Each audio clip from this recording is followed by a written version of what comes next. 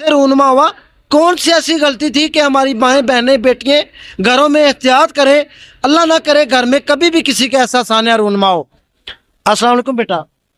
वालेकुम सलाम भाई। बेटा बताइएगा कि कल किस तरह ये वाकया रूनुमा हुआ है, किस तरह अचानक से हुआ है? आप उस टाइम नाश्ता बना रही थी, क्या कर रही थी? आपके पास कितने बच्चे थे, कौन सोया हुआ था, सारे जाग रहे थे? थोड़ी सी डिटेल बताइए।